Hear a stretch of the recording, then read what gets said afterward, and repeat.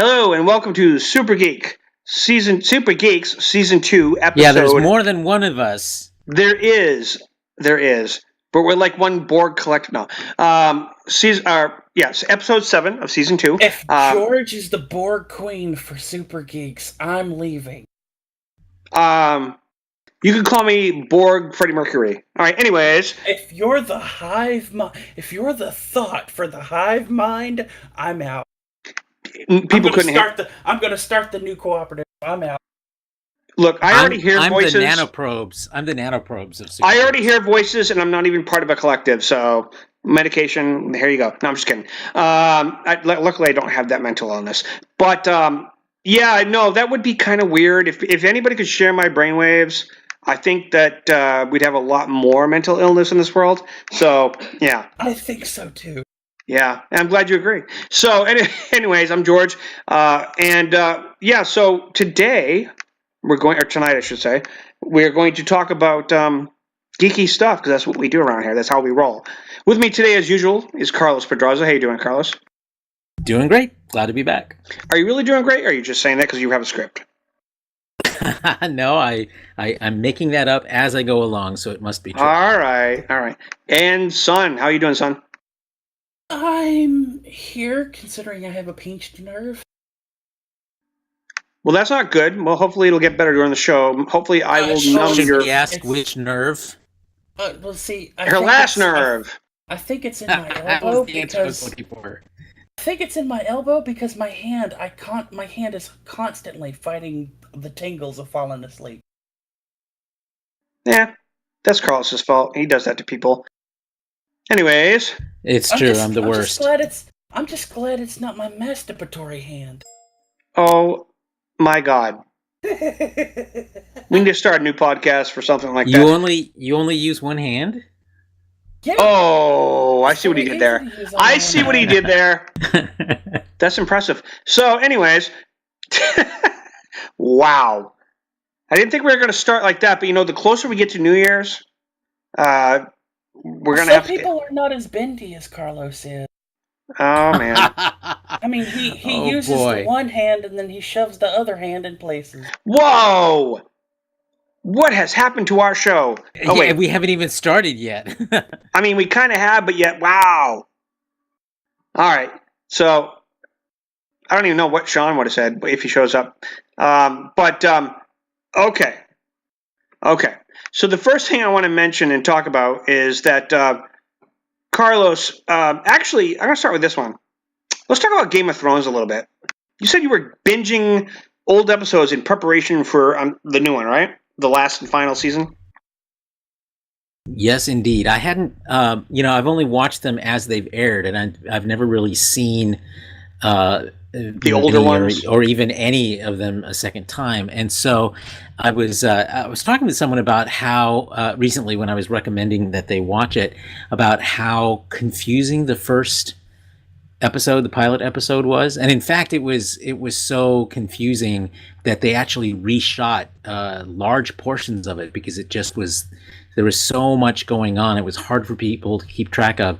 But even the reconstituted version that they ended up airing suffered from that same problem. There were just so many characters and situations and plots that they were introducing in just 1 hour that it was literally hard to keep track of them without a scorecard. So on second viewing, however, it holds up very well, as does the entire series. But yes, I wanted to start preparing for its return in the next in 2019. And I've been loving it so far because there's just all these little foreshadowing things that now you can see. Yep, and I'm with you on this one. If I had watched from the beginning, and I would have been confused too. But having benefited from the hindsight where I got involved in the show late, and looking back on older episodes, it totally works for me now because I understand what they're hinting at for later. But back then, people didn't have a clue what was happening. Unless they read the books, of course. But it makes a big difference. I mean, it really does. Well, yeah, I guess. I mean, I'm not a big fan of you have to read the books to understand the movie or the show. You shouldn't have to. Right. Myself.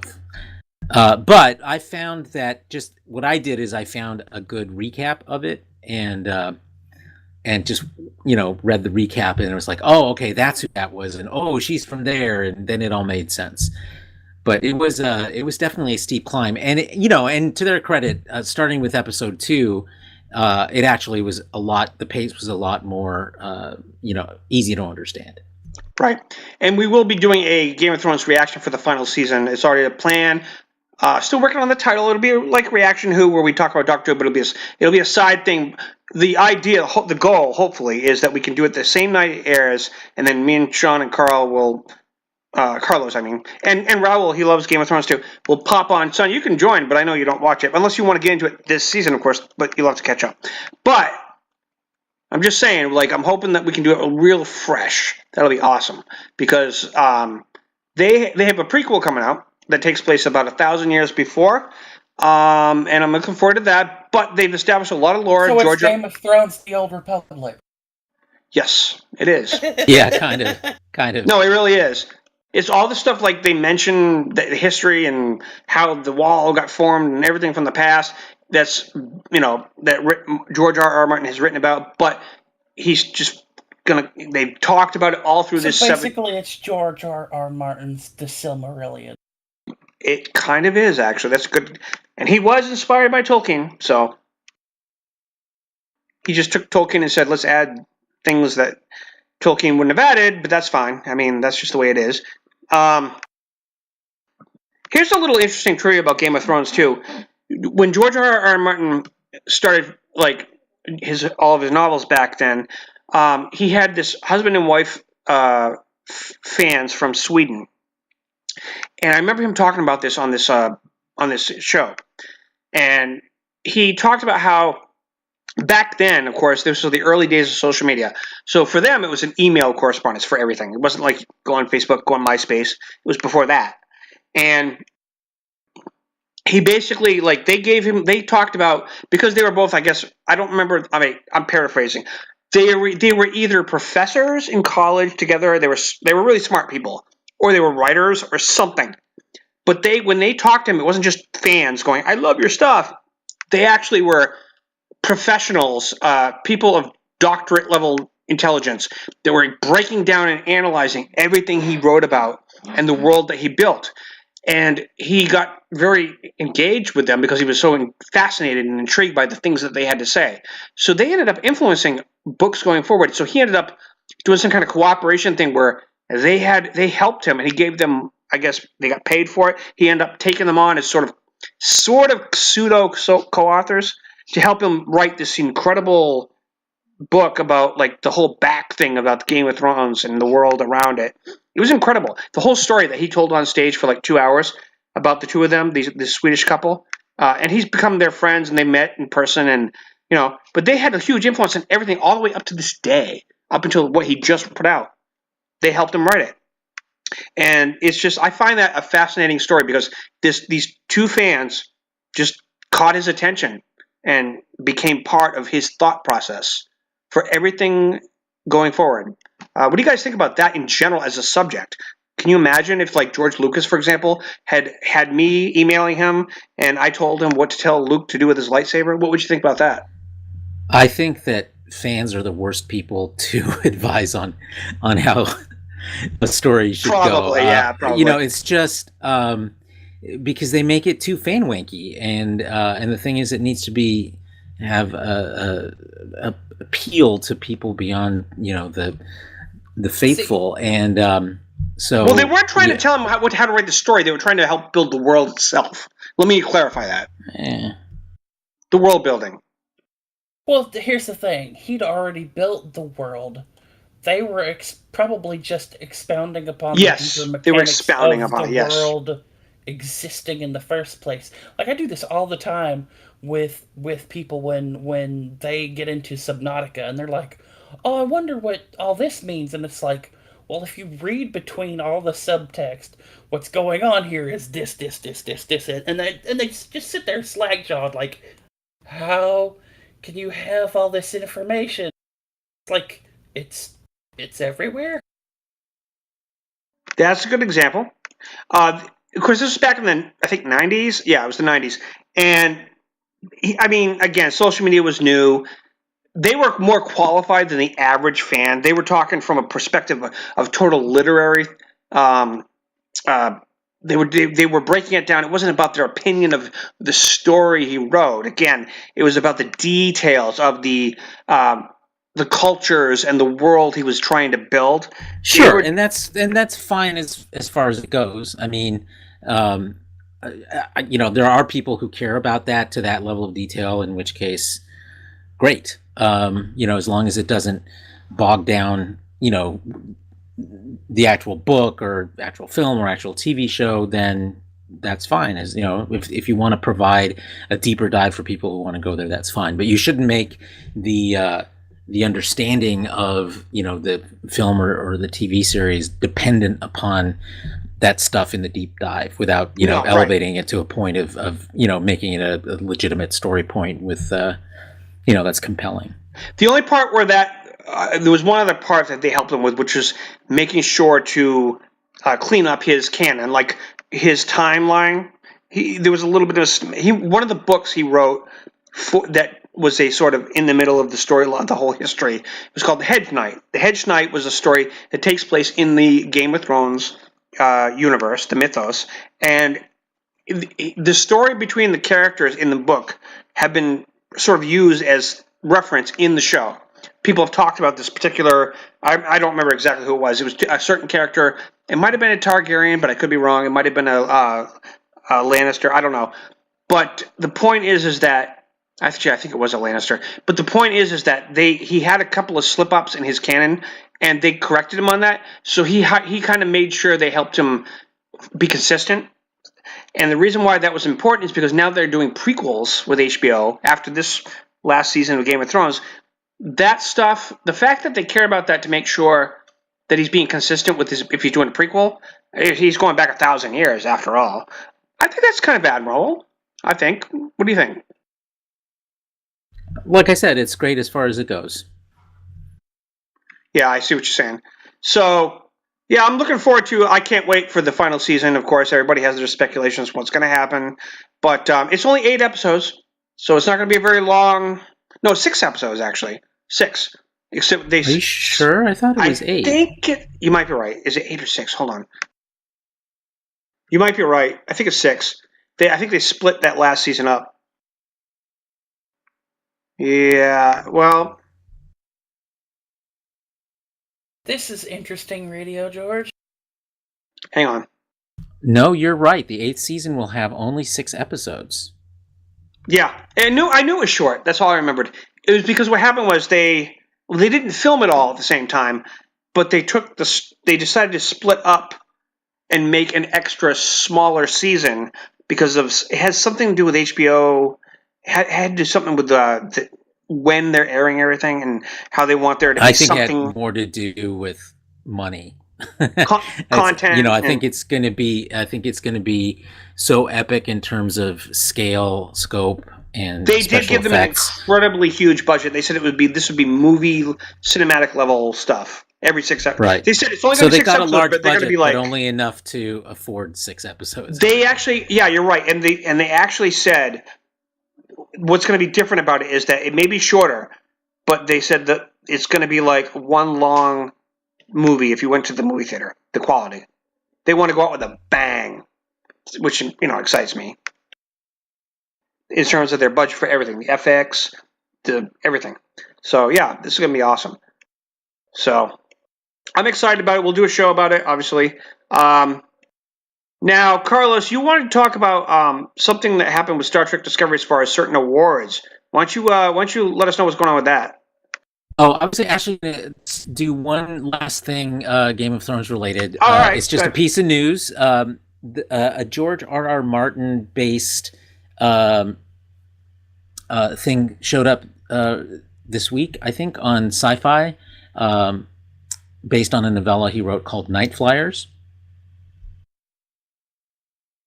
It's debuted it's sort of like science fiction horror in space kind of a thing. It's been getting kind of middling reviews, but if you like George R.R. Martin, you may want to check it out. It's on the Sci-Fi Channel called Night Flyers.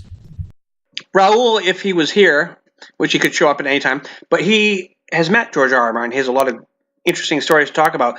So if he doesn't show up tonight, he'll tell us about it the next time. But yeah, he's got some good stories about him. So moving over to Discovery, we learned this week that Star Trek Discovery actually has been nominated for industry awards for how in demand it is, which is an interesting piece of news given the fact that so many of the more toxic fans of Star Trek have been claiming all over how it's a failure and the ratings are awful and it's on the brink of being canceled and so forth, and they keep saying this with absolutely no actual data to support it, other than rumors that are never substantiated or attributed to any kind of authoritative source. So now we finally have an authoritative source that has some data behind, the fact that Star Trek Discovery is actually quite successful and right up there with other really influential like Stranger Things and Narcos and. Yeah, exactly. It's one of 5 in-demand digital original series that have been nominated for the Global TV Demand Awards, and of the 5, I think 4 of them are on Netflix. So that tells you something about how successful Netflix has been in terms of its branding to, be the umbrella under which all of these very popular digital original series is living. Yeah, definitely. I think that it's interesting. I mean, the whole thing with the whole viral fan thing when it comes to Discovery is, I think it boils down to people need to stop reading YouTube comments. That's what it boils down to. Just enjoy the show. It's not the comments that are the problem. I mean, nobody should read YouTube comments. Yeah, that's like brainful. That's like loony bin in YouTube comments. But it's some of the YouTube pundits who, I think it's great if you don't like a show, harangue it as much as you want. But my problem with it, and the 2 biggest YouTubers with this are Midnight's Edge and sorry I have to say the name, it's just silly, Doomcock, and they keep putting out these things in which they claim that they have inside knowledge about how horrible things are behind the scenes at Discovery, and they and I always think it's funny the way they phrase it, because they always every now and then they will say, this is a rumor that's unsubstantiated, but then they'll go in detail like they really believe it. And the people who listen to their podcasts eat it up. It doesn't matter that it's unsubstantiated. It confirms the way they want to look at the world, and so these YouTubers get away with it. But yeah, they don't have any real data to back up anything that they're saying, and all the data that is available is showing, in fact, that Star Trek Discovery is doing quite well. Yeah, I've seen that too. They're sort of like the Alex Jones of the sci-fi world in a way. They love to spout the conspiracy theories and make this into a thing so that you get all these hits and these views by making these very reactionary headlines, and they bait you and you fall for it, and next thing you know, this is all everybody talks about. Oh, it must be true because someone on the internet said it, and they get a lot of views, so it must be true.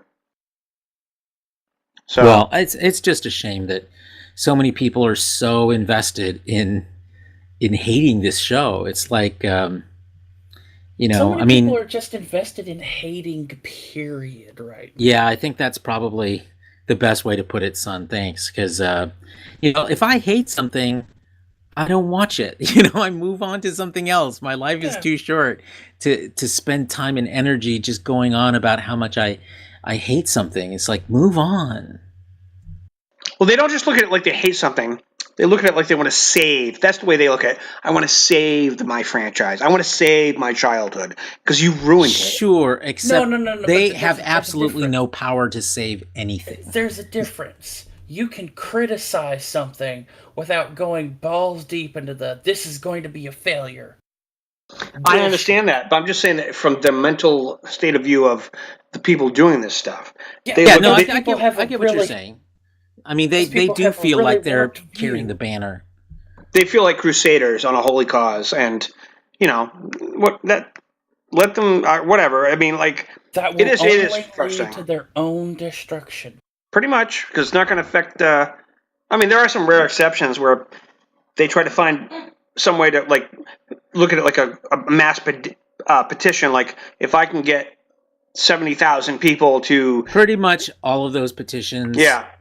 They don't work. It is the rare petition, that online petition, that has any kind of effect. And, fans complaining about one thing or another pretty much just doesn't work. It's funny. It's almost the reverse of what happened back in the 60s. Instead of petition people writing in to save the show, they're trying to use that reverse analogy where they're saying, let's cancel it. Well, and the funny thing is, if you're a network executive and you've got this, this small number of very loud people complaining about something, but you also look at how popular a show is, their opinion doesn't matter because the show is doing fine, and it has plenty of fans who do like it. You say that, but Roseanne makes one comment and she gets fired and her show canceled.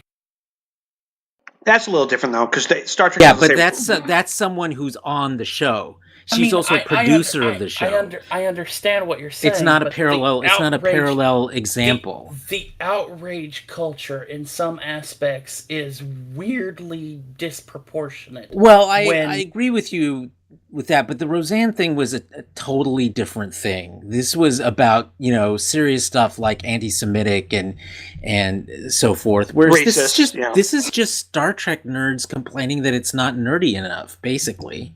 Or that it's not sticking to canon, whatever the reason is. Or that it's being too diverse. Like, same thing they're complaining about with Doctor Who, with Jodie. It's too diverse. They're trying to appeal to every leftist, thing. Like, you got to have a diverse crew. Yeah, they've always had a diverse crew. They had an Asian piloting the ship. They had a black woman. The whole thing. It's that it's hate for the sake of hate. Yes, I agree. And that, I guess I'm going to give them the benefit of the doubt because I think they really do see themselves as crusaders. I think the way you put it, George, is correct. From their point of view, they think they're saving Star Trek against. They just think that CBS is making stupid decisions. They're not saying like you got to get rid of this character or this character. There's no specific reasons. Their reasons for hating. They have plenty of specific. Well, like things like the Klingon makeup and things like the inconsistencies with canon and how come we never heard about Michael Burnham before in Spock's life and little stupid stuff like that. When did Spock ever really talk to Captain Kirk about his personal fucking life? We've had this conversation. Staring him in the face. Me and Oren and Carlos talked about this one episode. Me, you, and Timmy talked about this in another episode. Like they never did.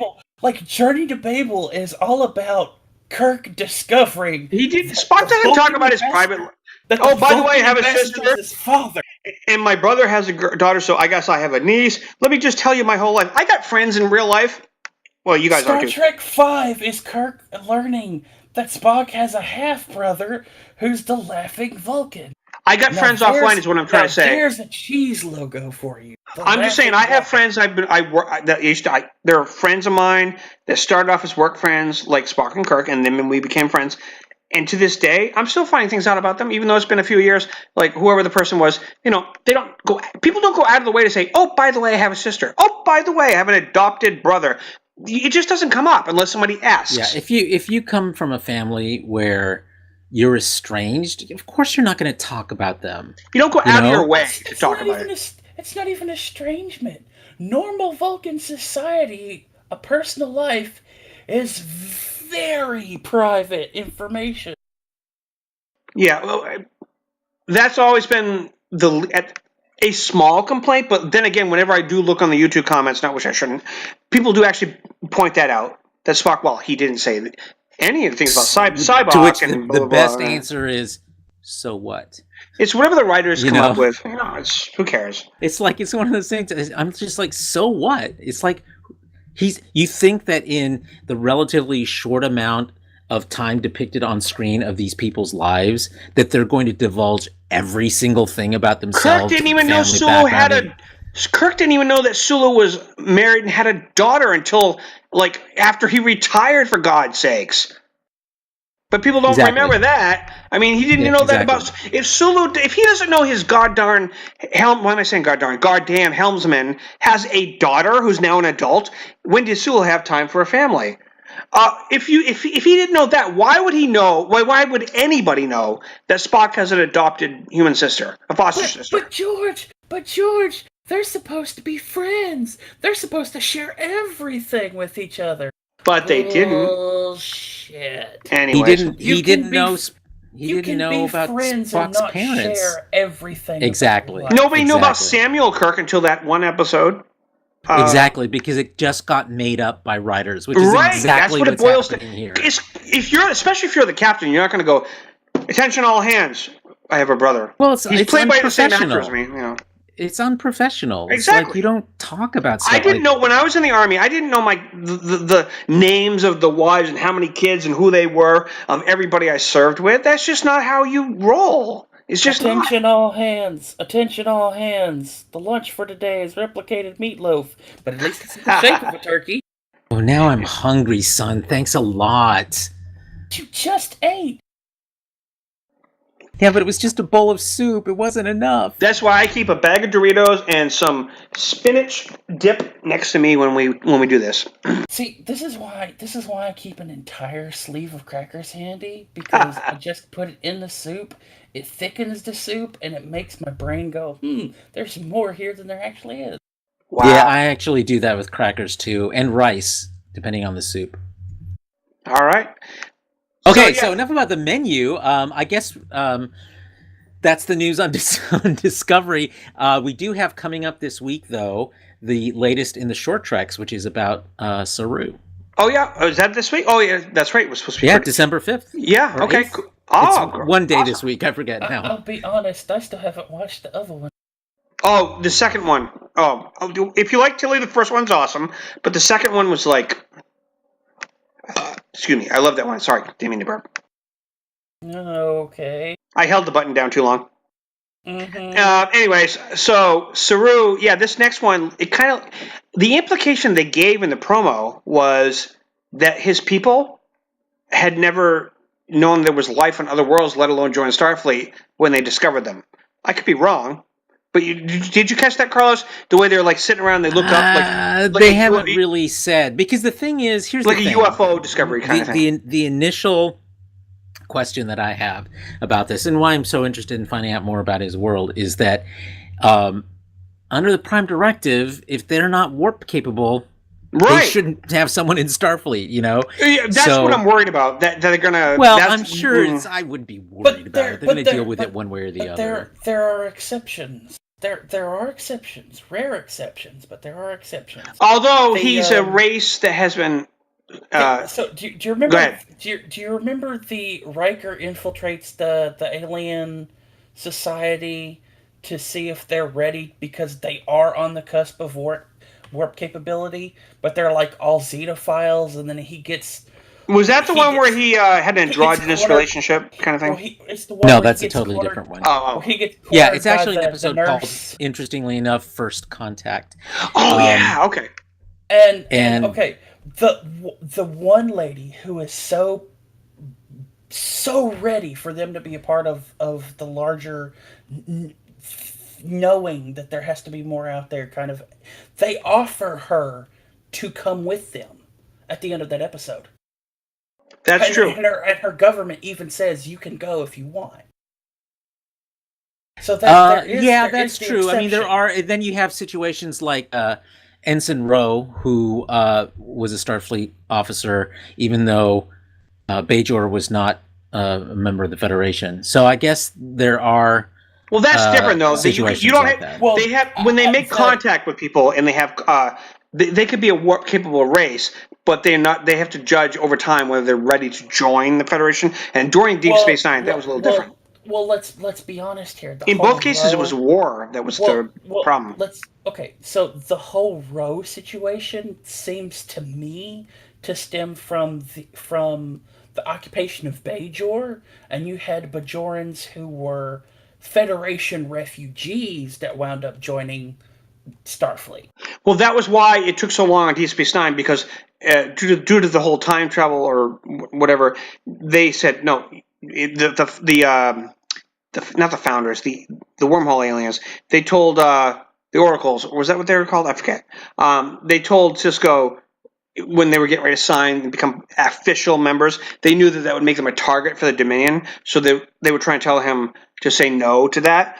They had been in negotiations because what they were doing was they were waiting for Bajor to be fully in control of their world after the occupation of the Cardassians. Yeah, but see, that's the thing. Roe being a part of Starfleet was before all of this. She had to go through the exactly. You could individually join Starfleet without having your member world be a member. No, we don't actually know that. We don't actually know that. Wait. Yes, we do. Nog. The Ferengi are not part of the Federation, but Nog became one. You don't have to be. Your world doesn't have to be part of the Federation in order for you to join it. You just have to apply. This has been proven. Nog. Yeah, I guess that's a good point. And in that case, though, he had to have Sisko's endorsement. A Starfleet officer, not just endorsement. They had to. What's the word I'm looking for? Sponsor him. Right. Sponsor him. Correct. But that's all I'm saying. Like Roe was in the same position. That's all I'm saying. Well, Roe probably would be in the same position, but at the same time, you have to remember, her being in the academy would still be approximately the time of the Bajoran occupation. What about war? Oh yeah, it was still going on for sure. So in some way, she would have had to have been a Federation refugee from Bajor that decided to join the Federation. Okay, so it is possible. Maybe, but I guess you realize what we're doing is we're just retconning right now. Yeah, we don't actually know any of this. Yeah, we're speculating. But it does make sense what you're saying, son. It does make sense. And all this is you suppose this information from the context of the narrative, but it does make sense. Like Bajor was, the whole goal was that Sisko was going to get them ready to actually join officially with the Federation. But by joining the Federation, you make yourself part of the target, and that was the whole point. But members of Bajor have been in Starfleet. But that doesn't mean that's like seeking asylum, I guess. Maybe, I don't know. I think you're stretching it there. Maybe. We don't know the circumstances. We don't. of Rose being in Starfleet. Plus the fact that they invented this character before we really knew anything truly about the Cardassian occupation and what Bajor's status was. I mean, the writers didn't know that when they came. Yeah, we met the Cardassians first, and then they brought in the Bajorans. Yeah. The Cardassians we met were pretty far behind Starfleet, in technologically speaking. And they were able to give them trouble during that border war, though. That Picard. Here's the thing, though. The whole border war thing doesn't seem like as big of a problem as it's made out to be. No, you're right. It's like the Vietnam for them, because we went up against a lower tech society, and we were surprised by what they could do with guerrilla warfare because we hadn't experienced that type of warfare. We were used to open field battles. Right. And they were surprised about what lower sort of technologically and what you could do if you're defending your homeland. I guess you could compare it to that. What we see from the border wars with Cardassia looks more like, oh hey, we're Starfleet. Oh wait, we haven't had a ground war in how many hundreds of years? Okay, we're getting overrun here because they literally have fleets of field troops. Actually, now that you look back on the retcon of the whole thing, ironically, if you look at Star Trek Beyond and the Romulan War, it hasn't been that long. No, it has been almost a century since the Romulan War. So yeah, you're right. But think about this. The much weaker Nebula-class starship was able to take out Cardassian ships. They've never actually established it was weaker. It's like it's basically a Galaxy class without the secondary hull. Anyways, it's the Galaxy class without all the Galaxy armaments on it. It is a weaker class of ship. But they took those Cardassian ships out pretty fast. No, I know what you're saying. We could get into this, but yeah, in a space battle, the Starfleet will constantly kind of outclass the Cardassians. Right. Yeah, and the Cardassians always came across as a race that were trying to posture themselves as bigger than they were, and yes. Bajor was an easy, like, they could bully them because it made them feel good. Take the bluster of the Klingons and put it I wish they had I kind of wish they had established... You know what? Now that we mention this, I'm only going to make this brief because, we focused on this a little bit. I've always wondered, like, what they should have established what the goal was for occupying Bajor. Was it that they knew that they were strip mining resources? Yeah, but what resources? Did they ever say what they were? Everything, George. Dilithium. Yeah, they weren't looking for a specific thing. They just wanted to take over a planet, and they were looking to feed their empire. That's it. Yeah. Okay. Yeah, I couldn't remember if it was a specific thing they mentioned. No, it was nothing specific. It was literally just, we need this planet because it has these resources. We'll just take the whole planet and mine whatever the hell we want. All right. I want to switch topics because, Son, I know you want to talk about this. And at first, it started off with just talking about the cancellation. But, like Son asked, she said, have you seen all of Daredevil Season 3? I did. So, I have an opinion about Daredevil Season 3. I know Son wants to talk about it. I'll start just for getting this out of the way. I was not as impressed with Season 3 of Daredevil as all the people that kept telling me I should watch it. I liked it.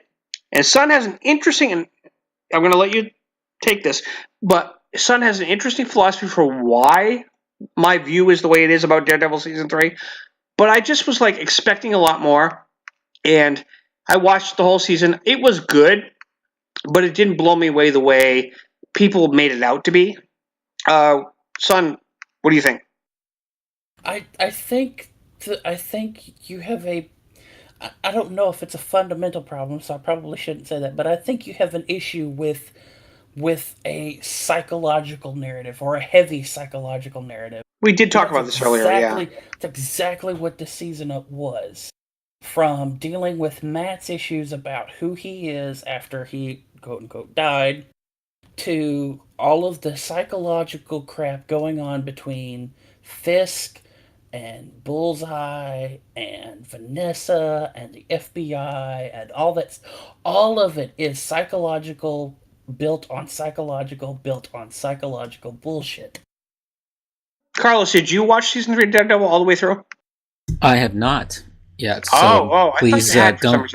No. I downloaded it, but I haven't had a chance. I got on this Game of Thrones thing, so I have been watching Game of Thrones. It is a heavy psychological season. Yeah, we don't have to spoil it. We can give it over, like, non-spoiler kind of thing. It is basically a season of Territory of the Mind throughout the whole arc. Yeah, it's one of those things where I can understand why people like it, but my problem with it was that you have to take they do what Netflix does typically with these Marvel shows. It works when the one thing that's good about dropping the whole thing at once is if you're going to tell a slow crawl season where you get into the whole mindset and you build and you build and you build. If you do it week by week, it won't work. But if you do it like Netflix does, it works if people are patient enough to watch episode after episode. See, this is the key. For me, I watched the first, 3 episodes, and I'm like, okay. Everybody keeps saying how good it gets. I'm going to be patient. Try to watch the next one. And it's like, oh, he's in a lawyer office again in his suit, arguing with somebody. Okay. Oh, he's beaten up again. Oh, he's doing this. He's doing that. And it took a lot of patience.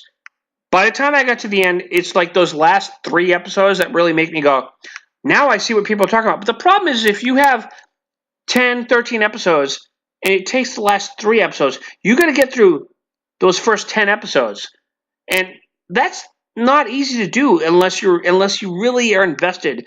Like, for example, you work for a news outlet and you want to report your review, and they tell you got to watch the whole season and you got to report. That guy has no choice. You got to watch it. I had a choice, so I'm like watching 3 episodes in. And I'm like, oh my god, what's going on?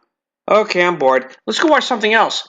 Then a couple days later, I go, all right, fine. We'll try to get through one more episode, and it was like a slow crawl. But if I even have to say that, I'm thinking like they need to reevaluate how they're going to do this.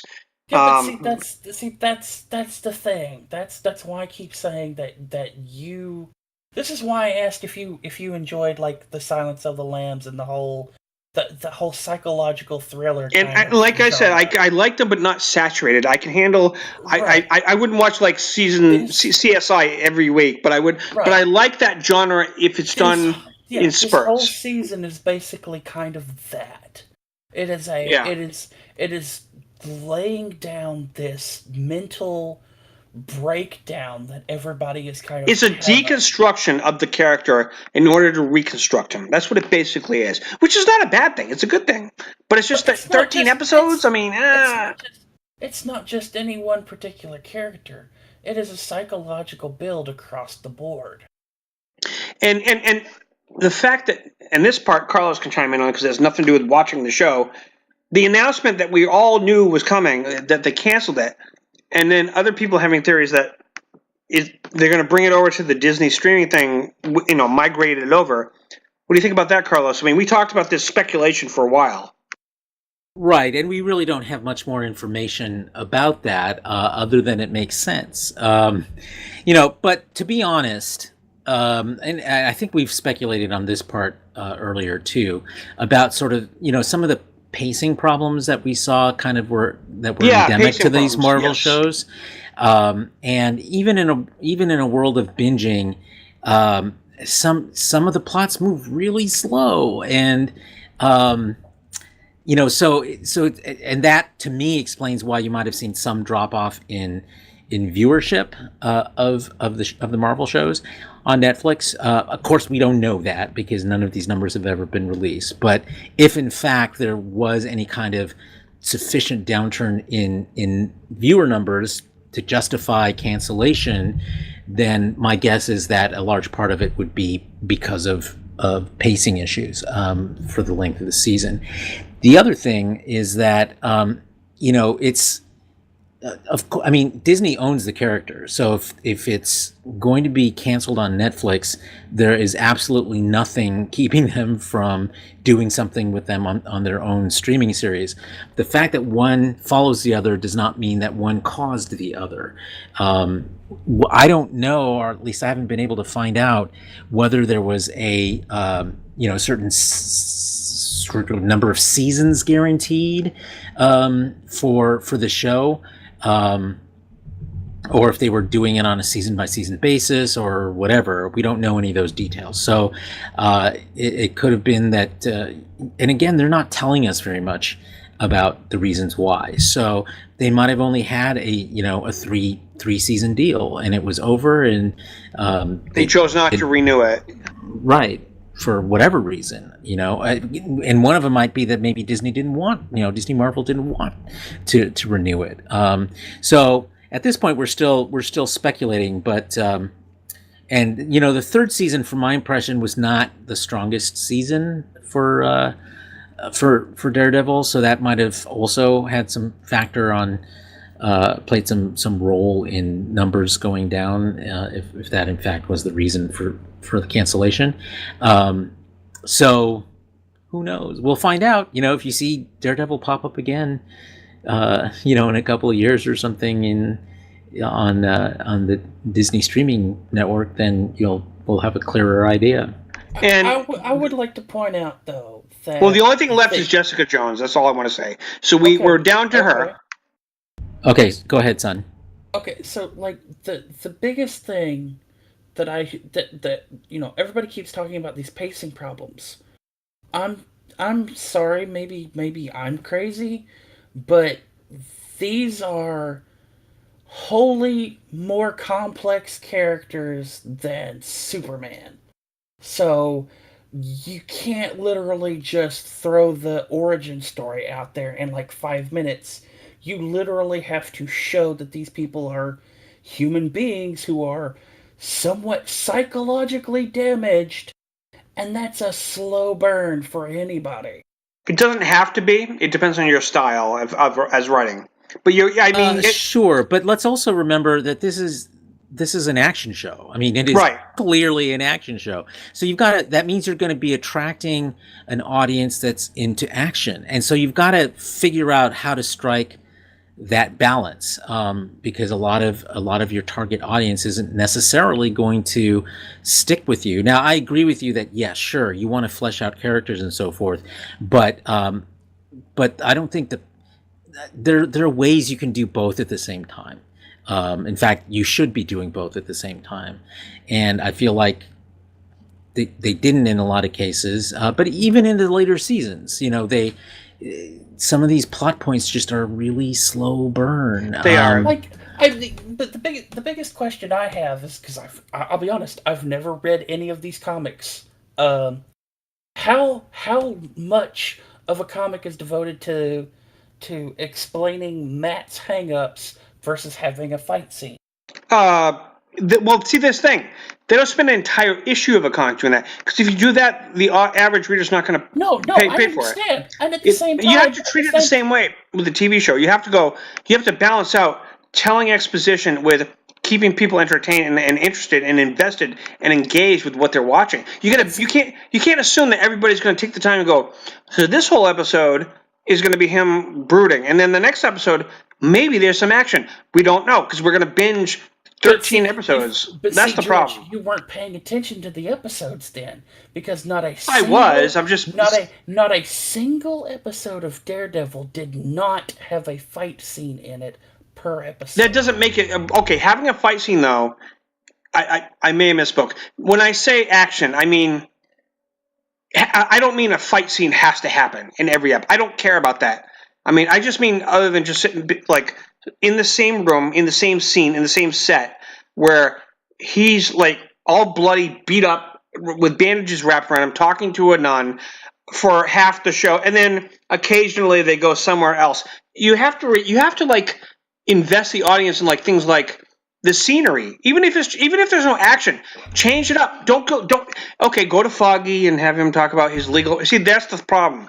We're going back and forth between an office with people with ties talking about their money problems and their legal problems, and then you show Matt trying to figure out where he belongs, and you need to like balance it out with something more interesting. You can't. It doesn't have to be a fight scene. Oh no. Okay. First of all, there's nothing about the things you just described that can't be interesting.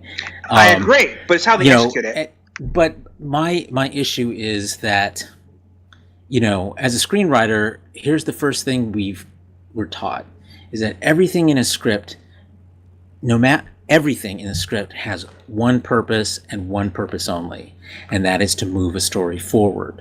So you have to figure out, is what you're doing moving the story forward, or are you putting the story on pause and then stepping aside and exploring an entirely different thing and eventually coming back and then taking the story off pause and then moving forward, or even just juxtaposing your point with the other characters, with what's going on with the other characters. That's okay. The question is it moving the story forward? I don't have a problem with him talking to a nun. I don't have a problem with him figuring out who he is. The question is it moving the story forward? If it's not doing that, then there's a problem. Yeah. And you're right. If the speed at which they're doing it is also really slow relative to the rest of the story, then it's worth thinking about if it requires that much time to get your point across. That's been the only problem, is that the pacing. That's it. I mean, Iron Fist Season 1 suffered the biggest from the pacing. The last, I think, couple episodes were great. But if you're binging Netflix and you get excited because they say this Marvel show dropped, you have to invest. People have to get excited. Your first impressions. You watch that first episode, you got to get invested. up until okay, I know some that we talk about this. Iron Fist season 2. I don't compared to other shows, no. But compared to Iron Fist season 1, what they did do right was they started out strong. They got like to where they got you interested in not just the plot that they were building up, but they actually made it a little more exciting. Then they slowed down a little bit, and then honestly, I think the biggest problem with Iron Fist season 1 was all of the hate that it's a white dude who knows kung fu. No, it wasn't that. Right. It wasn't that. It was the very, very, very crawl to figure out. I'm back. I'm Danny Rand. I'm the same guy. It's like, okay, Carlos, because Son probably hasn't watched this one. Did you watch Arrow the first couple of years it came out? The first couple of years, yeah. Okay, that works perfectly for what I'm about to say. Compare Danny Rand's return to the world when he disappeared to Oliver when he came back and had to talk about we knew he had the whole thing with the island, and they explored that as a flashback, brilliant thing throughout the rest of the show. But when in the first episode, the idea was this rich boy disappeared, everybody thought he died, he came back, reclaimed his sort of position, and then became a superhero. Very similar to what happened in Iron Fist. The only difference was they resolved that within one episode. They didn't have to do it like over 7 of 13 episodes, you know what I'm saying? Yeah, I mean, but yeah, I think the conflict of season 1 was literally that. But that's my problem. I'm like, you can get people, you can still tell that story where it's important about reconnecting with, and you can still thread that throughout the whole season. Then what you're suggesting, but don't take up the whole episode doing it. That's what I'm saying. Then what you're suggesting, George, is that they had already had season 2 of Iron Fist to shove into season 1. I don't think they... almost the entire first season of Iron Fist was Danny being at odds with his used-to-be best friends because he had come back to the world. My only point is that if they could do it on Arrow in a more condensed way, where you still had other things to show, and make that like a separate... I mean, first of all, Arrow has 22 episodes a season. Yeah, actually, that's true. That makes a huge difference. Yeah, I'm just saying by what they did with episode 1 and 2, you know. But the thing is that I don't know. I haven't really compared them before. I think it's a good comparison, but I think they were trying to do something different with Iron Fist. I don't think they succeeded with it. Certainly not in season 1. Yeah, that's true. It was just like. I don't know. I had a problem with the character just because he seemed so hapless for so much of the season. There was so much that was happening to him instead of him doing things. And again, it's one of the first rules of screenwriting is your main character has to be moving the story forward. He can't just be reacting to things all the time. He was reacting to things. You're right. And most of that for at least the first half of the season was all about him reacting to stuff being done to him, and I lose patience with. I mean, I watched the whole first season and I watched the second season because I really wanted to give it a chance, but and I liked the supporting characters so much, and I liked the way he connected with Defenders and with Luke Cage and everything else, and but even if it hadn't been canceled, I probably wouldn't have stuck around for a season 3, honestly. Even by the end with the gun fu, that was pretty cool. I just the character doesn't do it for me, No, I know. It wasn't one of my. See, that's the thing. When you have a show that comes out that is about a character that you didn't actually care about when you were a kid. It's harder to be but like if they do a great job to make you go, hey, maybe now I should go back and look at that character, kind of like Black Widow for me on Avengers a little bit because I actually did like her, but not as much as they made me like her once she became Scarlett Johansson, So it depends on how they portray it, and sorry, I have one hang up, Carlos. Are you saying rich white boys don't interest you? I mean, that is a good question. Well chosen point, son. It's all about context. It is all about context. So I'm going to move this along a little bit, and since we're still in the comic book subject, I'm going to jump over to mentioning, as you guys have seen my social media, I've been waiting for this episode of Titans. Donna Troy has finally come to the big, not to the big screen, unless you have a huge TV. I don't. So for me, it was 8x15, whatever it was, whatever my laptop monitor is. But Donna Troy came to the live action for this Titans episode, and I've shared links and clips, and everybody that has commented or podcasted about this episode seems to universally agree. There is nothing to say negative about it. They did a great job portraying her, and this episode actually did something I was shocked. They actually start right out from the gate in a flashback talking about name dropping the Justice League by words, by name, and how Bruce and Diana are having a meeting downstairs when Donna and Dick are kids, and actually talking about the Joker and getting into heavy canon. And I was in shock from the moment I started watching this episode.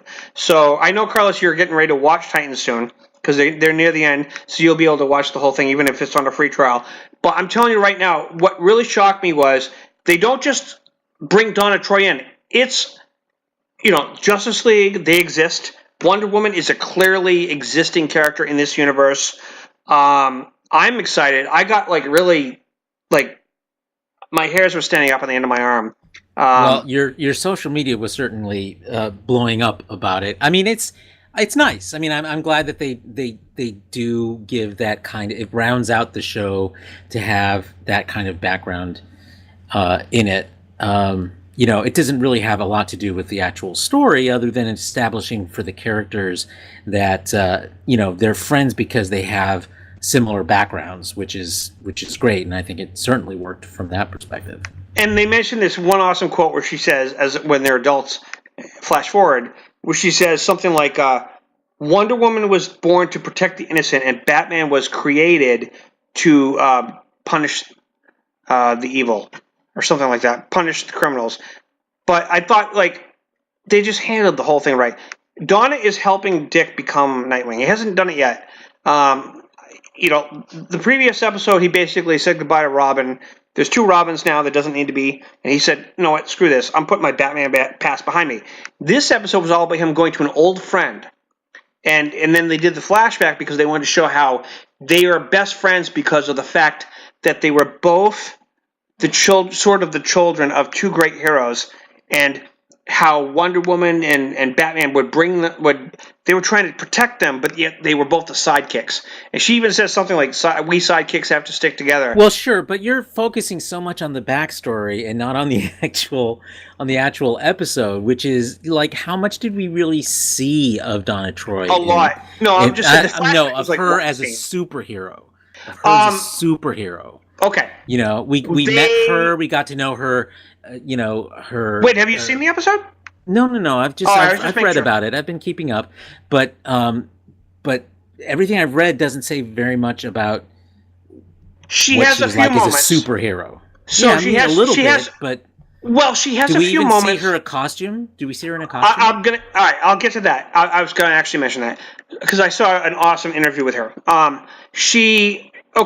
So they don't just sit around and talk about the old days. She lets Dick come around while she's dealing with this reporter thing of her as a photographer with this crime guy, and he wants to step in and handle it his way, and she's like, no, I'm going to handle it my way. And she's sitting back, and whenever things go south, she kind of sighs. She steps in and kicks ass because she can, but she wasn't trying to handle the whole situation the way Dick wanted to handle it. And that becomes actually a point. And the actress said that you will see the costume before the season's over, but not this episode. But she says, and everybody goes, which costume is it? The red one or the black starry spangled one? And she goes, you wait and see.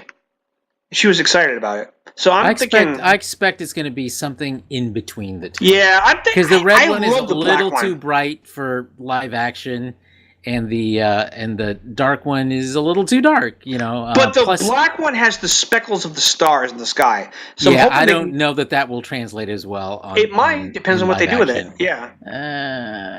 No, what makes it work on 2 dimensions in a comic book is the fact that it's almost like you're looking, through a body shaped hole into the universe, which is kind of cool. But you can't do that same effect in live action, not without spending way more money than I'm sure they have. Yeah, and it would be distracting. So it's going to be something different in the middle. Yeah, I think you're right. Yeah, but I will say this: they haven't shied away from next week, for example. We're going to get to see. Now, you were interested in this, Carlos. The Hawk and Dove thing. They're tabbing back to Hawk and Dove. The episode title is whatever their Hank and whatever her name is, whatever their normal names are. So the first episode they were in was called Hawk and Dove. This time it's called whatever the 2 characters' non-hero names are. In the trailer, they show a flashback, not a flashback. They're looking at an old VHS recording of somebody filming how the original Dove died, the male Dove. Interesting as hell. I was like, whoa, they're going there? They actually show, I think it's in the 90s maybe, but they're showing his original partner get killed on somebody because some citizen was filming it as they were fighting some bad guys. And it has to do with like their backstory about how she became the new Dove. You know how we always talked about the whole we don't know which version they're going to go with. Just that trailer, I'm like, oh, they're really actually going into whenever they do the Doom Patrol, for example, and they do whatever, again, you are going to find that they are very true, even compared to the CW's normal shows, they are very true to the canon. So then they acknowledge that there was the male Dove, and that he did die on duty, and eventually she replaced him. But they're showing like you that they're going to go there. And this is interesting. Some people are complaining, though, that why are they taking an episode when we're building up to learning about Starfire's background and all this other stuff? Why all of a sudden are you going backwards and showing these 2 characters you've only introduced one time before, and you're tabbing out of the original cast and going, hey, let's go back to Hawk and Dove. I know why they're doing it, because they're trying to, over time. Now, this is the difference based on what we just talked about on the Netflix shows. You got the slow build, and then there's the medium build. I would call this approach the medium build, because they're not dropping it all at once, but they are establishing a storyline of backstory so that by the time you get to the end of this season, this team, you're going to go, okay, they earned it. They're the Titans. Yeah, but see, you still are stopping one story to tell another. You are, but you're doing it a little bit in a different way. You're not taking like 3 episodes with the same thing. You're like you're toggling is what I'll call it. Like on a computer game, you're toggling. That can actually be just. I mean, that's literally what you were complaining about between them bouncing back and forth. But they do it at a faster pace. You can do that, but they're doing it at a faster pace. That's what works. You said that this was an entire episode of Hawk and Dove. The pacing, by what I mean by pacing, well, we haven't seen it yet, so we don't know. Right. That's true. Anyways, I'm excited about it. I'm excited for you to start watching it, Carl, so we can talk about this. You've only heard my... Me too. Well, and it's so far, this season has proceeded exactly as I predicted at the beginning, you'll recall, in which I said, that I felt like over the course of the season, looking at the season as a whole, you were going to see probably a really great season. I think you're right. I agree with you. Think back to what episode was it? You were ready to jump ship, man. Yeah. It was like, I think it was 1 episode before Dayton, because you told Dayton about that. Yep, you're right. I was ready to jump ship. And I was like, oh, man. I said it was going to depend on how they handled the Doom Patrol. But they saved it. So, yep, I'm excited. I think that they're handling it well. They're handling everything low-key. Like I said, with Donna Troy, what I like about the way that now that we've had enough episodes for me to get a taste of the style of the show, of how they're handling this one, is what I liked about it is normally you would get, like, with the regular CW superhero shows, they would make this big deal, like they are right now with Elseworlds, like Batwoman's coming, and so they do this special trailer. They keep everything low-key on Titans. When this stuff happens, it's like, okay, in any other show, this would have been, like, heavily promoted, marketed, big deal thing. They're going to mention the Justice League, but they just sort of slip it in there. They don't make it a big deal. It's like an afterthought, like, oh yeah, they just talked about Batman and Wonder Woman and the Justice League, and they didn't think anybody would make a big deal out of it. No, they knew. They would do this on purpose, and it works. Because what I'm seeing online is people are mentioning that. They're going, whoa, name drop, and they're letting the word of mouth become the promotional power for the show, which is, hey. I mean, you fundamentally cannot say, here are the Titans, they exist, but they don't exist in the same, they don't exist in the same reality as Batman, especially when the leader of the Titans is a former Robin. Right, but when they mentioned Diana, they went out of their way to say Wonder Woman and how there's a Justice League. Well, that was a lot. Of course, because again, those are you have sidekicks. Concepts. There's sidekicks. But again, they didn't. If it had been any other show, they would have been a little more vague because they wouldn't know what they could get away with. No, because every other show, they weren't sidekicks. This is the first sidekick show. There's stuff, if you look at Gotham, that they keep really vague, but it's because the kid's the future Batman. Smallville did the same thing with Clark Kent. They kept lots of things vague and only revealed it, and sometimes departed from what happened in the comics and so forth. But because he's the main dude, But I think if your show is about teenage sidekicks of prominent superheroes, you can't get away with not mentioning the superheroes for whom they served as sidekicks. I'm gonna segue off this a little bit because you just mentioned it. So they had the newest Elseworlds trailer which is coming out next week. I'm excited, but we didn't know what role the Flash from the 90s would play. This new promo made it clear it's Earth 90, which is the joke, obviously, haha, even though there's supposed to be only 52 Earths, it's Earth 90 because, haha, 90s Flash. But not only that, but from what I've heard, if you watch the trailer, they show the Smallville costume of the Green Arrow, obviously not the same actor. He laying on the ground like he's dead. And then there's a tweet that Stephen Amell put out where he's with Michael Rosenbaum, who played Lex Luthor on Smallville, and he's with Tom Welling. And he hinted that they're going to make some kind of a cameo.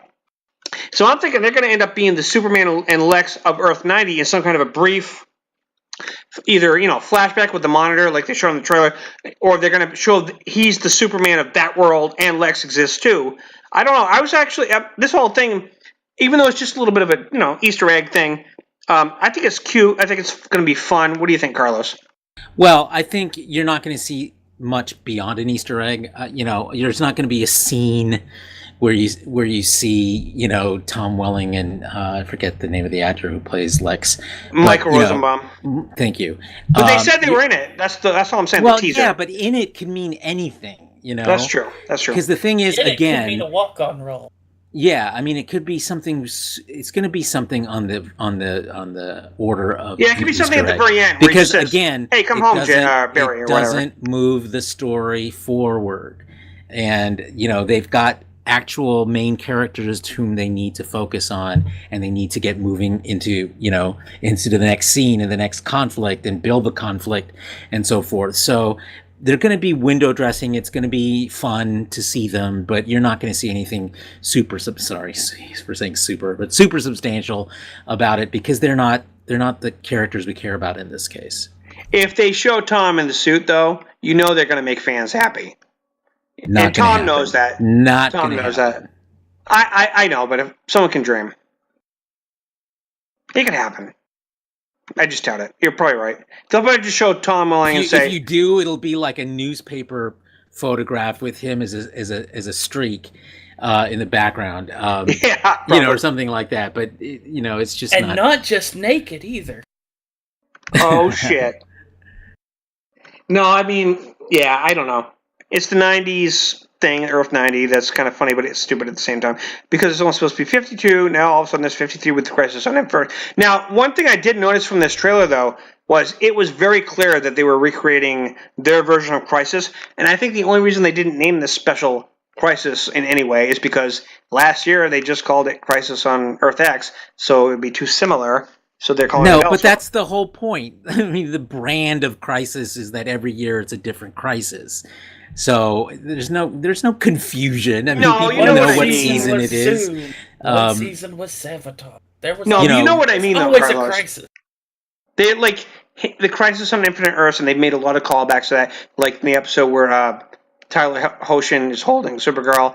Like they made that big deal about the similarity to the cover when Supergirl dies in the Crisis on Infinite Earths, and then they show this Flash, the '90s Flash, crawling up to the monitor like he's gonna die. We know he's not because he's in the episode, but like, why did you do this? And it's clear there was some kind of a huge event that he, Crisis-like. I think if this was really going to be, and we debated this last week too, I think if this was really going to be the TV version of Crisis on Infinite Earths, they wouldn't have chosen Elseworlds as the name. Elseworlds has a very specific brand in the comics. Yeah, that's true. Which is about like What If in Marvel. Yeah, it's like not canon. What if kind of imaginary stories of the DC universe. Well, Marvel had something called What If. And then DC countered it by making Elseworlds. The idea is it's an alternate, what could be if this happened instead, kind of thing. That's their brand. Yeah, and so I think that's what you're seeing here, and I think I predicted when we debated this last week was that eventually we will get to a Crisis on Infinite Earths. That really is the Crisis on Infinite Earths. I think this is more of a prelude to that. It's setting it up. It's setting up the multiple worlds, setting up the different versions of the characters that we know and love, and and eventually we'll come back, and it's just basically setting up. They'll have some sort of immediate threat that they're going to gang up and face. They introduced the Monitor, which we see in that latest clip that you were just talking about, and but I don't think you're going to see a whole Crisis on Infinite Earths in like a three episode crossover event. I had to bite my tongue, Carlos. How come? Because you were talking about this as being a prelude, and the only thing that crossed my mind is prelude to Axanar. Actually, crossed my mind too, but it's a good word, so I'm not going to stop using it. Hey, but okay, well. You know what? It airs next week. It's a 3-episode event, so I'm looking forward to talking about that. Not a hell of a lot else to talk about except for one big thing that did drop. Apparently, they cast Nick Nolte in The Mandalorian, the Star Wars series. I'm okay with it. I mean, do anybody have any guesses what character he could possibly be playing? Some kind of mentor role, or what do you think? I have no idea. I think it's probably a great move, and I'm looking forward to see how, a character he plays fits into the Star Wars universe. But as to what the character will be, who knows? You can't go wrong with hiring good talent. Yeah, exactly. Yeah, I mean, you can't go wrong. I mean, Woody Harrelson. I mean, I wasn't a huge fan of Solo, but I liked it. And Woody Harrelson didn't hurt it. You get a good enough actor as long as you can write a fairly decent role for the character. But this isn't like a one-shot movie. This is a series. So, they have yet to announce if we're ever going to have... I have to say this while we're talking about the subject. Everybody seems to think that Stan Sebastian looks like Mark Hamill. So they want him to play young Luke, in The Mandalorian.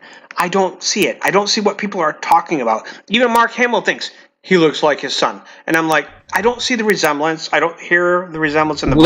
Well, okay, for another thing, that actor is way older than young Luke, so that's not for Return of the Jedi was what I mean. That Luke. 6 years after or something like that. They said it was like 6 years after Return of the Jedi. So, but I'm just not... Everybody wants him to play Luke. And I just don't see it. I don't get what people are seeing in him that makes them think of Mark Hamill from Return of the Jedi. I just don't see it. His facial features, nothing. I'm like, what is the big deal? Everybody keeps talking about this. It's crazy. And he even said, I'll do it. And Mark Hamill even tweeted, like, he wants that. Doesn't mean it's going to happen, but I don't understand what people are seeing that I'm not seeing. It's weird. I don't see it either, but I'm a fan of that actor, though. I mean, I like him. Yeah, I can deal with it, but I just don't. I just like I said, I just can't. And there is a fair chance that they'll listen because he does work for Disney. He works as Bucky. He's Winter Soldier, and he could. It's possible. He's even mentioned. Well, that's no guarantee of anything. If they want an actor, I know, but they'll hire an actor. No, I know. He was on the Late Show with James Corwin, and he said he would do it, and they talked about that.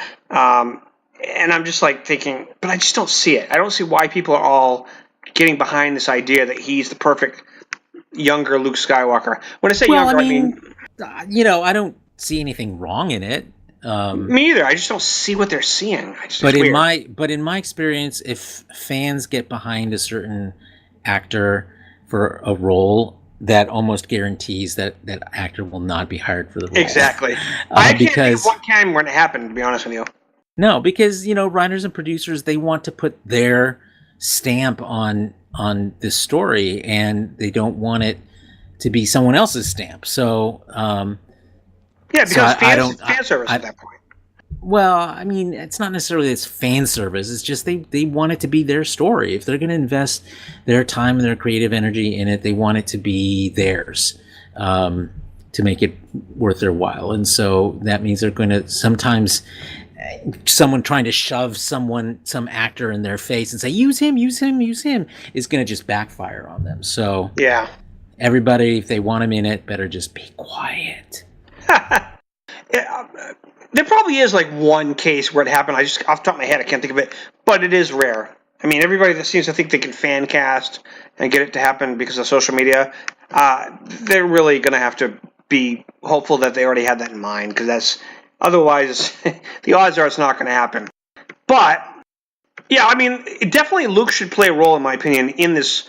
I mean, you'd be foolish not to take advantage of what it's not just what the fans want. I think that it would be good to show, focus on this new character, focus on his point of view from this show, The Mandalorian. But that doesn't mean you can't bring Luke in and offer a lot of reasons why fans will be extra happy to tune in, because they wanted. There isn't a lot of lightsaber action that probably will happen if you don't show Luke doing something, at this period that they're choosing as their story. So a lot of people have argued, can you tell a good Star Wars story without Jedis? You could, but I think what the popularity shows. Solo didn't have any Jedis in it, did it? But they kind of did. They showed Darth Maul at the end pull out his lightsaber in the hologram, and he actually had to ignite it. Why do you even have to ignite it? Just to show a point? Like, no, they did that because they wanted to say he's not really part of the story. No, it was a joke. People were like, "Is there any lightsabers or any people fighting with lightsabers?" And the joke was, well, yeah, there technically is, because Maul activates his lightsaber in the hologram at the end. Well, here's the thing. Did Rogue One have any Jedis in it? Yeah, well, just Vader, but that's what I mean. Vader, Sith, or Jedi. Very at the end. But yeah, at the end. So the Jedi are not. I mean, the whole point of these other Star Wars series is to explore different parts of that universe, and so. But if you're going to pick the time period that they chose, you could tell. I completely agree. You could tell a story like The Mandalorian could have taken place in the Old Republic. It could have taken place in the new stories, or in between. But if you're going to choose just 5 or 6 years after the Battle of Endor, and you don't show a little bit of Luke trying to build the Jedi Order at that time, But is that what this show is about? This show isn't about that. Doesn't mean you can't. I know, but I'm just saying, like, it wouldn't hurt. Fan service. Yeah. You know what you said earlier, Carlos? Does it further the story? In large part, I think it could. No. I said I think it could. I'm talking about the story as it's defined within the parameters of an episode or a specific series. Yeah. So I'm not talking about the whole epic saga of Star Wars. That's a way other. Yeah, you're right. No, I agree with you there. It would be cool though. We're talking about the Mandalorians. I know. Does the Jedi Order have to do anything with a bunch of bounty hunters? I'm just saying it wouldn't hurt, even if it's 3 seasons later. Of course, it could hurt. There's lots of ways it could hurt. By distracting, by getting people, by creating an expectation in the audience that it's going to be about something that it's not, and then not being that, and then disappointing them. That's a big risk to take. What I meant was you don't do it in the first season for sure. I agree with you. Like, you wait at least 3. Okay, you let people learn. Okay. Let the Mandalorian build itself up on its own account, sort of like Star Trek: The Next Generation did, before you brought back any old characters like Scotty and then Spock, and then you know what I'm saying? Right, but they didn't plan that. They didn't plan that. They didn't say we're not going to show. Their plan was to never show them. Well, and it was only as they went along that they came up with because they were confident that they had built up their show to where they could then revisit some of these characters. That's why. But this show hasn't been built up yet. That's what I mean. So you can't wait about 3 years and having them. Oh, we're going to wait 3 years before we do this. That's not the way we're going to be thinking about this. I would like to interject and Encounter at Farpoint literally had DeForest Kelley in it. It did, but that was a send off, like nod, little nice twink to the fans. That was still the whole point. That's the whole point. Yeah. Okay. I wouldn't say. I mean, they did it as a. Okay, I see what you're saying, but. What I mean is rely on those characters, is what I should say, as part of the story. That was just a cameo. That's different. And it was very clear he was just a cameo. For all the... and he was a minor, and he was more of a minor character in the show. You know, if you'd had a Spock or a Kirk in there, then it would have completely derailed. It would have. The story. I completely... All the old fans wanted it. That's the level that you're talking about with a Luke. Luke is the Kirk of Star Wars. Yeah, you know what? That is true. So here's the thing. The Mandalorians, amongst themselves, can discuss what happened to the Empire. And can discuss that this dude named Luke did what he did, and now he's off doing some other thing. And they might have another Force-sensitive character that we don't even know about. They can discuss that. But to shove Luke into the Mandalorians completely destroys the point of them being...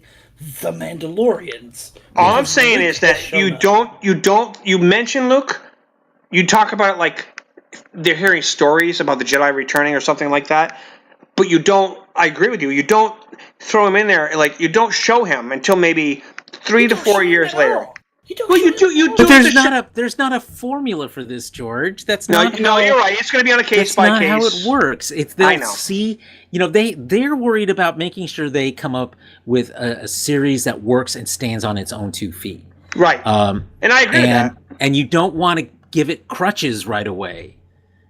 No. There's nothing wrong with that. I'm just saying that, like, I can foresee them saying, okay, after 2 or 3 years, when we've really established this show stands apart as a Star Wars story, then you can mention Luke, and then you finally maybe have an episode with him, and you cast him the same way they did with Superman and Supergirl. You don't rely on it. I don't see how this story has anything to do with Luke. At least, you know, I mean, you're going to see some characters. Apparently, you're going to see, obviously, Boba Fett. You're going to see C-3PO. You're going to see Emperor Palpatine. They have not actually said that. They're not sure if they're going to acknowledge that canon, I heard, about him being alive from the Sarlacc and all that stuff. You're probably right. He probably will show up. Well, I mean, there have been stories about it. The point is that you are going to see some characters, but they're going to be minor characters. Right. They're not going to be, you know, the major characters. I heard that Jabba the Hutt's son is one of the main people that he gets his bounties from. Oh, well, that's great, because he's Jabba the Hutt's son. Right. That's a rumor I heard out there. I don't know, you know. We'll see. I think that it's, you know, creators for a new show have to be very careful about how much they rely on the thing that it's based on. Because otherwise it creates a false expectation that it's going to be essentially a sequel to this thing that you love. And that's only setting yourself up for failure as a TV series. Before we end this subject, I just want to say one thing. There's only one wish list thing I've had for years. And I've done this in my own fan comic 3D thing I did a long time ago. No. You do not get to bang the hologram of Carrie Fisher. That is no. Although you got my mind thing. No, I want a Jawa Sith. And I want his name to be Darth Mini-Me. No. Or Darth Jawiba. That's ridiculous. Okay. I know you're joking. I hope you're joking. No, I'm not. But if you're not joking, that's ridiculous. I can get behind the idea. You can have a Jawa Sith. I can make it happen in a story. I'm telling you. Give me a chance. Behind the idea of a Jawa Sith, because the dynamic plays with you got Yoda as a Jedi, and you got this. And he would fight Yoda in a flashback scene. I've already got that thought out. All of that shit is fan service at that point. It's all fan service, of course. But my name is George, so therefore there is some hope. A new hope. Oh, prone. Maybe a bad hope. I don't know. All right.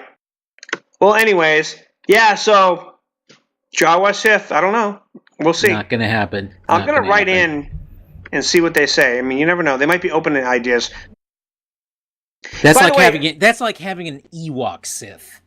I almost went there, but I'm like, nah, that doesn't work. It's as ridiculous. You do kind of. They're a little smarter than Ewoks, though, and they're out there in the universe. If you play the Old Republic MMO, there's an Ewok companion you can get called Treek, who you could kind of call a Sith, because Treek's whole thing that you have to go, no, don't do that, is Treek will literally eat people. You also get a Jawa companion named Blizz if you're an Imperial agent. I think it is an agent. He's funny. Yeah, Treek will actually eat people. Yeah, no, it's a she, and yes, she will. And as far as Jawas being Sith, of course they can be Sith. If the Jawas can get off Tatooine, we don't even know if they come from there. All we know is they're on there in the first movie. But if there are Jawas out there in the galaxy, which I'm sure there are, some dark side dude, one or two, they might have been force sensitive.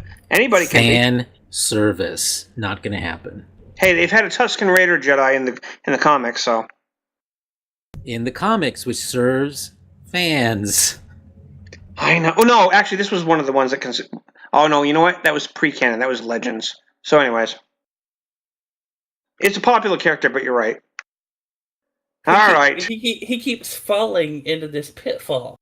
No, sometimes because you're a fan. You're a super fan. So, but sometimes of course, there are all these things you want to see. Yeah. All I'm saying is you're not going to see it because that's not the way things work. TV writers, creators, producers work. They want their own thing. They want this story to be theirs, not some other guy's.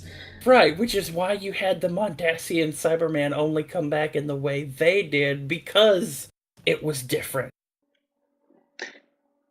Yeah, and they did a good job. But, all right, so, the more I think about an Ewok Sith could be kind of... No, I'm just kidding. I think it's time to end the show. No, I know. I agree. I was just getting ready to, but then I thought about it. I'm like, Ewok Sith. The more you think about this, the longer we're here having to tell you no. So, come on. An Ewok Sith, though? No, anyways, George. Son and I are being mom and dad tonight, George. No, I'm just kidding. And you're being the naughty boy. I am, because that's how I roll. With my Ewok Jedi Sith spear. Put the spoon down. You've had enough ice cream.